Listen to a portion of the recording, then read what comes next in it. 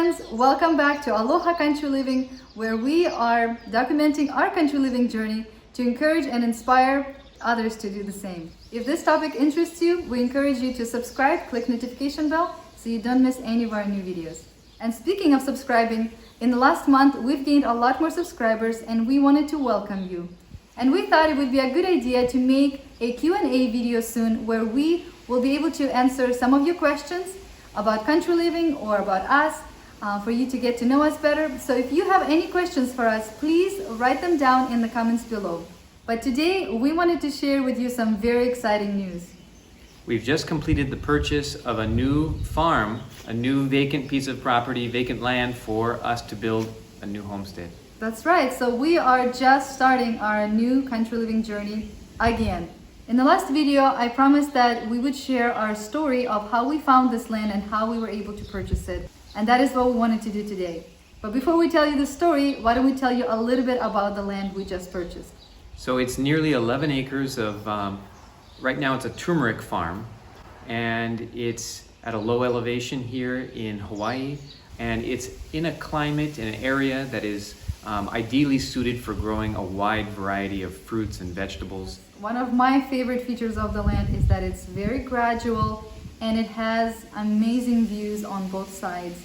On one side we have a mountain view of Mauna Kea, which sometimes have some snow caps, and the other view is we see a little bit of the ocean. So to me it's very special because country living is largely about being in the country, being surrounded by beautiful nature and God speaking to you through nature.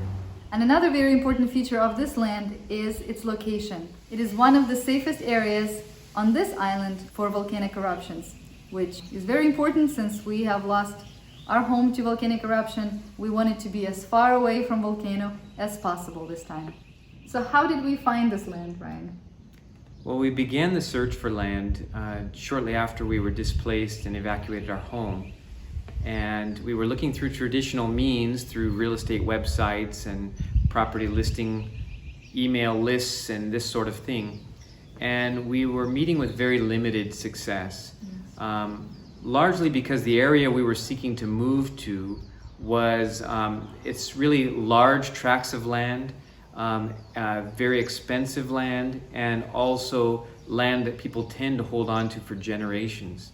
And after months and months of nearly daily searches for property, we had to get creative. And so what we did is we actually flew our drone over areas that we believed were suitable for the agricultural and homestead use that we had intended. And we looked for parcels of land that looked like there was no development, there was nothing going on, and then we matched that information. We went and looked at the Hawaii Property Tax website, where you can look at the parcels, identify them, determine who owns them, their address, what they paid for the lot, how long it had been. And we had the hope that maybe in certain cases that individuals that maybe had this property for 10 plus years and seemed to be doing nothing with it, perhaps they'd be interested in discussing the possibility of selling. And so at that time we wrote a letter, which we discussed in a previous, maybe about 18 months ago. We did a video where we discussed this, and we sent this letter off initially to 29 individuals. And we thought that we might get a number of replies, and we didn't want to be confused by that, trying to sort through it all and make decisions. And so we specifically prayed that God would limit the number of responses that we got back. Yes, and make it very simple for us to understand. Yeah. So initially we got 3 replies within a short period of time. But out of those 3, there was really only one individual who was really expressed a willingness to sell the property. And so we went and looked at the property and actually stepped onto it for the first time after we had gotten permission. And we were amazed that probably close to 95% of this very detailed, almost impossible list of things that we were looking for were actually there. We had only previously seen the area roughly by car and seen the lot via drone. But when we actually stood on the lot, we were very impressed with it. And not only that, it just really felt right, and really we felt at home there, like instantly. That was more than 18 months ago when we first found the property and started working towards purchasing it. And to tell you the truth, we would have loved to be able to purchase that land back then, and by now I'm pretty sure we would have had a lot more fruit trees and food growing on our land. But God had another plan, and we had to go through a lot more trials, and we had to wait for a long time. You know, initially it looked like we were going to be able to make the purchase of that land within a short period of time after we initially found it. However, a strange turn of events took place, and the seller who had been willing to sell to us suddenly, and actually had agreed on a price and all the details of the purchase, had suddenly changed her mind and decided not to sell. And then she determined to sell again about maybe something like a week and a half later, and then again not to sell at all. And so at that point, it was approximately 6 months before we talked to her again. Something very interesting and very strange was happening. From what we could tell, there was definitely a struggle going on, a battle going on that we couldn't see, because here we are praying for God's will. We of course wanted to only buy this property if He showed it to us that it was God's will. We pray for different signs of His will. He would show them to us. We would be confident that it is His will to buy this property, and then the seller would back out for no reason.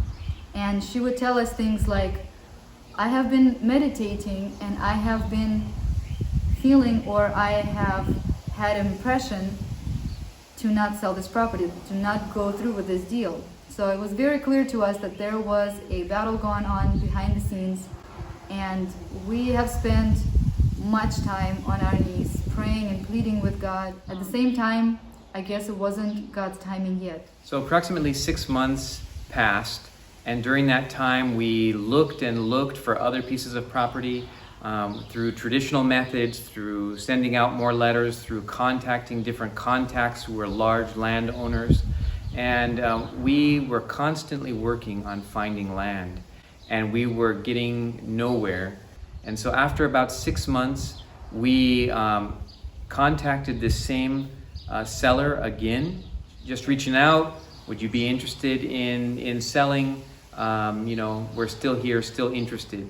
And so at that point, she did express interest in selling to us once again. She had recently gotten it appraised by a couple of real estate agents, and she, however, wanted approximately $80,000 more than we had agreed upon months earlier. And so we worked through this negotiating process, and we arranged everything. We had an agreement that with an attorney, and so we began to draft documents. We had written and signed agreements from her, and after that, she wrote us and she said, I want out. I don't want to have anything to do with this purchase. I want out. And we were just heartbroken, because we had her signed written agreement to sell us. All the terms were agreed upon. Attorneys had prepared the sale, the purchase, and we just could not believe what we were going through. And you've got to realize that we already had everything our family had needed previously. In other words, we had already done years, nearly a decade of labor to establish our own country homestead, pay off everything that we owned, only to lose it all and become essentially poor overnight. And this purchase of a piece of land was sort of the symbol in our minds of our recovery, our coming out of the darkness back into the light, to have some kind of hope for our family. Yeah. And so when we had all of this in place, only to have it pulled out from under us again, it was very painful, and we did not understand. Yeah, we went through a lot of trial after that. Even physically, our health went downhill, and it took us months and months to heal, just emotionally, mentally, and physically.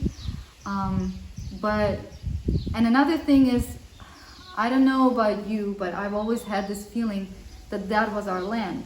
That was the only land that we felt at home at, that met all of our criteria, the only land that was suitable for us, but we couldn't understand why couldn't we buy it. There were a lot of answered prayers, like very specific answers.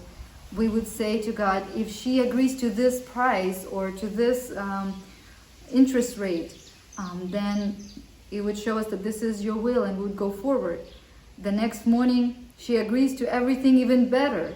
Yet a few days later, she totally pulls out, and we just don't understand it. It's like God was opening the door and then just slamming right back at us. And it was just such a frustrating time for us to understand it.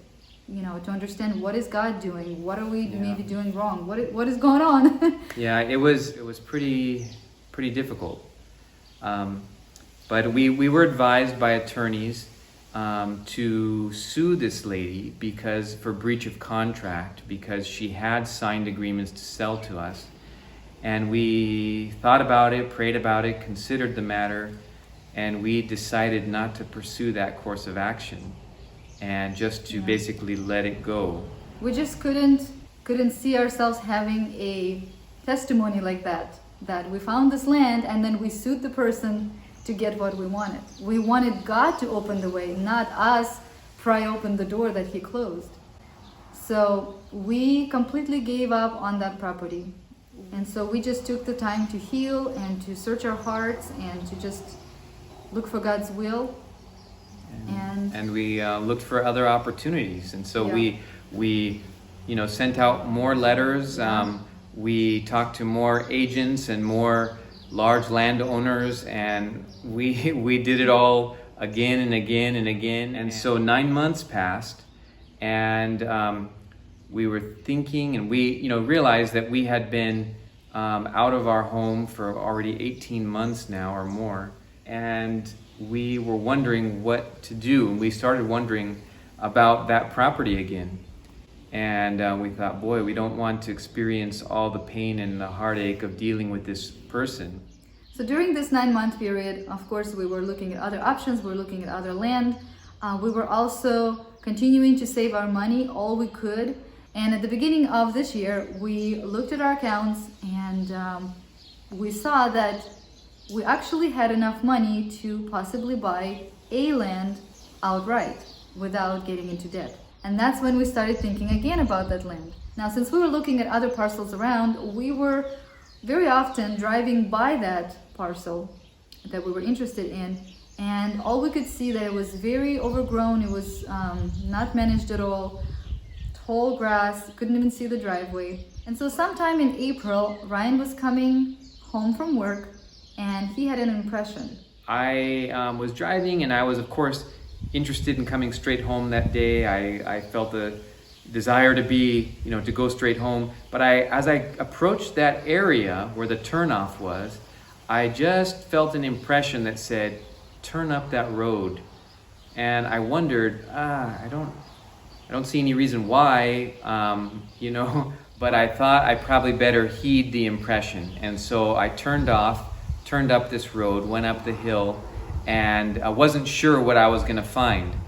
And so as I passed nearer to this area, where this property was, it's kind of off in the distance. You can't really see it very well from the road, but I could tell that what had been very tall grass, 10 plus foot tall grass, appeared to be mowed, really cleared from end to end.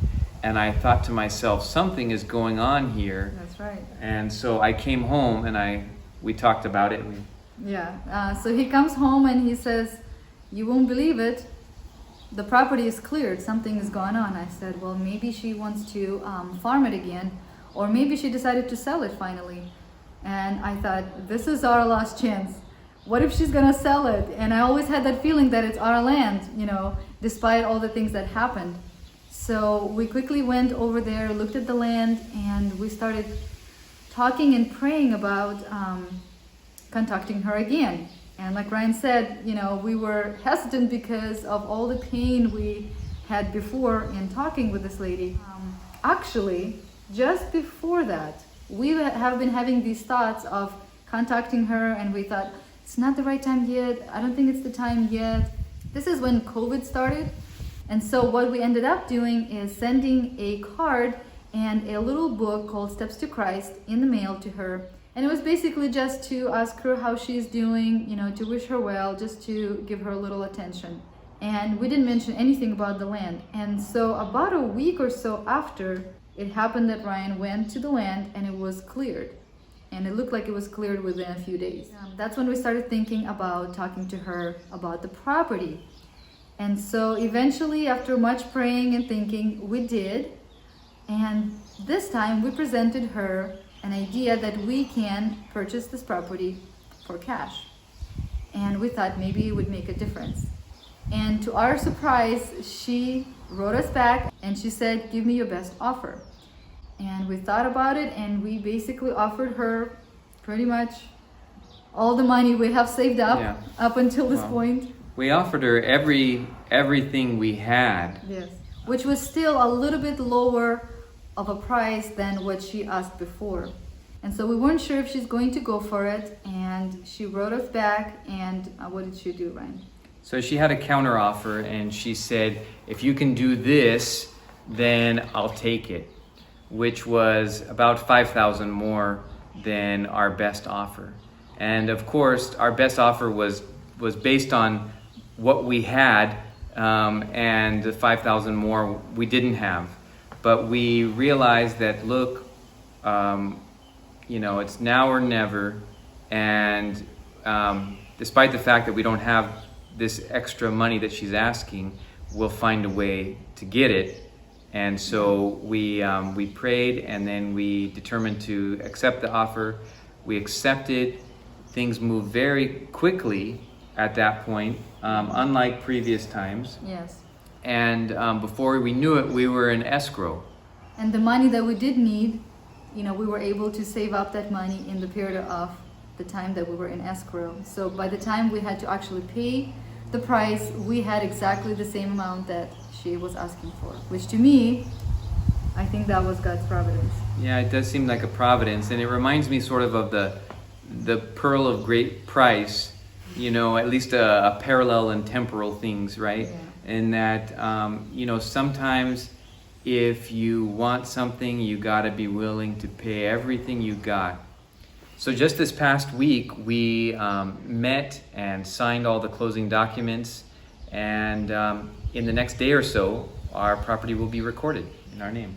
And so we're just so grateful to God, and we're so thankful also for your prayers. We're just really grateful and really excited to start the journey and to document it and to share it with you. And even though right now we're kind of broke again, we really have no money to do the next step. We are hopeful that God will provide, and as soon as He does, we'll be doing the next step. But right now we're kind of stepping in faith, and so we just wanted to share some quotations with you that would hopefully encourage you to continue on your country living journey, and if you haven't started yet, to encourage you to start. In previous videos, I've shared with you the quotation from the book Adventist Home, where God's messenger tells us that God will help His people to find such homes outside of the cities. But there's something that a lot of us may not anticipate, and that is that it's not going to be easy. For example, I'll share this quotation from the book Country Living, page 24. It says here that many will have to labor earnestly to help open the way. So all the barriers and hurdles are not necessarily going to be removed. The obstacles are not going to be removed from your path. We're going to have to overcome those. And so many of us will have to labor earnestly, and we certainly have found that to be true. And not only that, but you would have to pray very earnestly and very much to discern whether this property or that property is God's will for you or not. Yeah, so I'm thinking of a quotation from Counsels for the Church, page 336. And it just gives us sort of a glimpse into how God works in general and why sometimes things are difficult. But it says here that God would have us recall his dealings with his people in the past. He has always chosen extremities where there seemed no possible chance for deliverance, for the manifestation of his power. Man's necessity is God's opportunity. Amen. And so many times God sort of takes us to the very edge of our capabilities, and then that's when he delivers us. So a couple other quotations that I thought would be helpful. To some extent we've got to get tough, at least tough spiritually.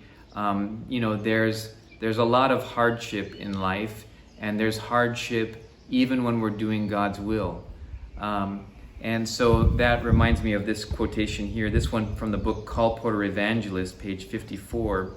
It says here that the Christian life does not consist in mere gentleness, patience, meekness, and kindness. These graces are essential, but there is need of courage, force, energy, and perseverance also. Many who engage in the work of canvassing are weak, nerveless, spiritless, and easily discouraged. They lack push.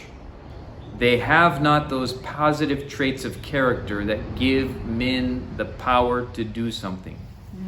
When you're trying to move from a life that you've known in the city or in the suburbs, and you're going to move to the country, and you're going to have to learn all this new way of life. A more independent and to some extent self-reliant and God-reliant way of life. It's not easy. And so we need to develop these characteristics of courage, force, energy, and perseverance. I'm just reminded of the scripture that talks about how the righteous man falls and rises up time after time, right? And so we certainly aren't necessarily models of consistent faith and hope, but what we have done by God's grace is that after every disappointment we've gotten up and we've dusted ourselves off and we've pushed forward, and not just with feeble effort. Sometimes we've pushed ourselves to the point where it felt like something was going to break. God is asking us to trust him, to believe his promises, and to push as if we expect something to give on the other end. It's plain to see that we're living in uncertain times, and this brings with it a sense of urgency to get about the business that God has given us to do. In other words, to prepare places where we can be free for the necessities of life, and that we can provide for our families, we can live away from places that are dangerous, and prepare for the events of the future, which the Bible predicts will come before the soon return of Jesus.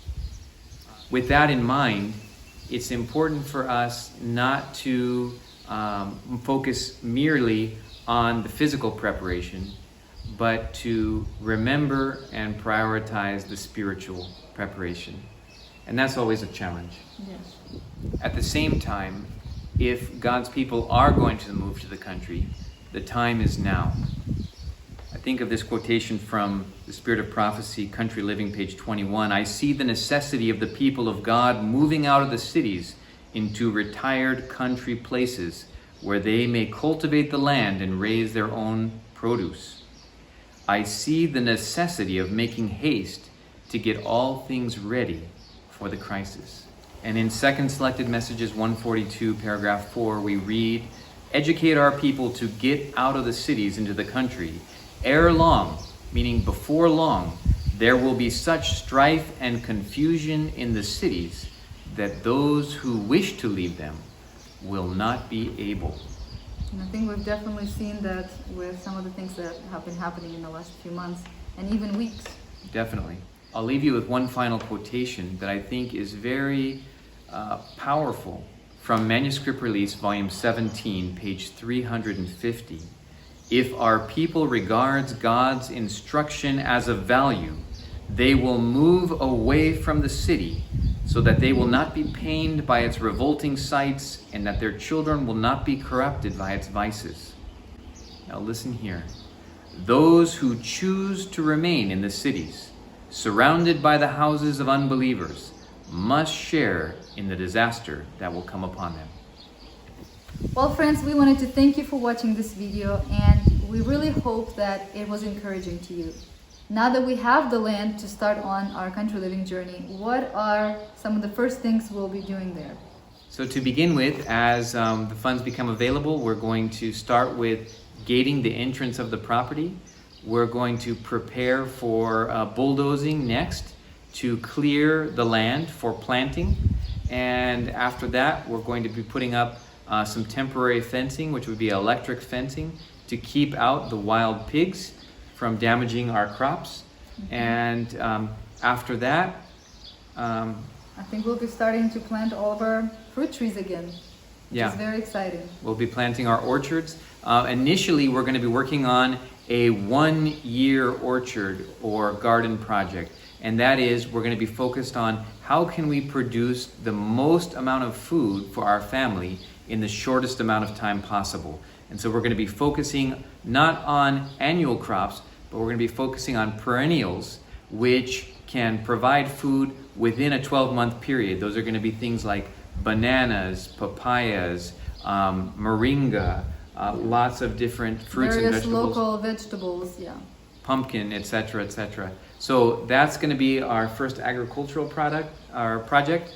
After that, hopefully we will begin working on our permanent fencing, and we'll take it from there.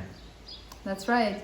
And if you're interested in following us on this journey, go ahead and subscribe. And in some of our future videos, we'll be talking about why we chose to live in Hawaii and why we chose to do country living in Hawaii versus mainland. Another topic is how to find land, how to analyze properties that are for sale, what to look for in a land you're purchasing so that you will be able to make a good decision. Yeah, so it's very important that people realize that probably the single most important piece of the puzzle of country living is the piece of land that you choose. That is your foundation. Yeah. So there's, you can buy a house and you can either tear it down or add on to it, or you can do any number of things. You can pull trees out of the ground and plant new ones, but you can't really pick up and move the land. That's right. And so it's very, very important that you make wise choices in where you settle. And that is really a large part of, actually that's all of the story as to why it took us 2 years from evacuating our home till now, is because we were very particular about this point. But in our very next video, we're hoping to do Q&A. We're hoping to answer some of your questions. So don't forget to write your questions down in the comments below, and we'll try to answer them next time.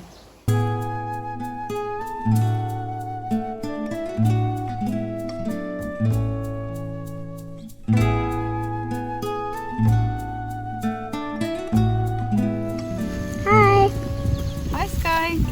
Hi. What are we doing here today? Cleaning up this area with these 2 palm trees so you can put up a hammock. That's right. I was drawing some stuff here. We're probably going to eat this coconut from the tree. There's the hammock. Whoa. Okay, so we got the hammock finally on. Let's push you. See if you can swing. Swing. Swing. Yikes, this is making me go upside down. It is pretty nice. Is it? Yeah. Yeah. Fun. Hold from the edge.